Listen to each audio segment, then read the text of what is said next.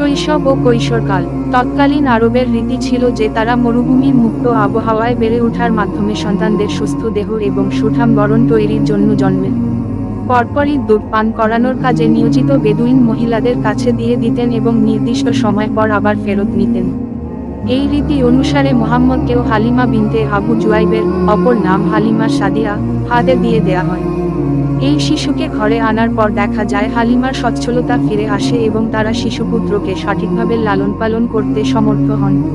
তখনকার একটি ঘটনা উল্লেখযোগ্য, শিশু মুহাম্মদ কেবল হালিমার একটি স্তনী পান করতেন এবং অপরটি তার অপর দুধ ভাইয়ের জন্য রেখে দিতেন। 2 বছর লালন পালনের পর হালিমা শিশু মুহাম্মদকে আমিনার কাছে ফিরিয়ে দেন।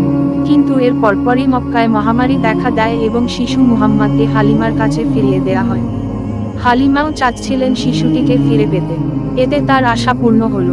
ইসলামী বিশ্বাসমতে এর কয়েকদিন পরই একটি অলৌকিক ঘটনা ঘটে। একদিন শিশু নবীর বুক চিরে কলিজার একটি অংশ বের করে তা জমজম কূপের পানিতে ধুয়ে আবার যথাস্থানে স্থাপন করে দেয়া হয়। এই ঘটনাটি ইসলামের ইতিহাসে সিনা চাকের ঘটনা হিসেবে খ্যাত। এই ঘটনার পরই হালিমা মুহাম্মদকে মা আমিনার কাছে ফিরিয়ে দেন। 6 বছর বয়স পূর্ণ হওয়া পর্যন্ত তিনি মায়ের সাথে কাটান। এই সময় একদিন আমিনার ইচ্ছা হয় ছেলেকে নিয়ে মদিনায় যাবেন। সম্ভবত কোন আত্মীয়ের সাথে দেখা করা এবং স্বামীর কবর জিয়ারত করাই এর কারণ ছিল। আমিনা ছেলে, শ্বশুর এবং দাসী উম্মে আয়মনকে নিয়ে 500 কিলোমিটার পথ পাড়ি দিয়ে মদিনায় পৌঁছেন। তিনি মদিনায় 1 মাস সময় অতিবাহিত করেন।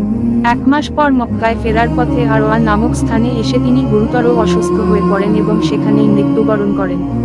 মাতার মৃত্যুর পর দাদা আব্দুল মুত্তালেব শিশু মুহাম্মদকে নিয়ে মক্কায় পৌঁছেন। এরপর থেকে দাদাই মুহাম্মদের দেখাশোনা করতে থাকেন।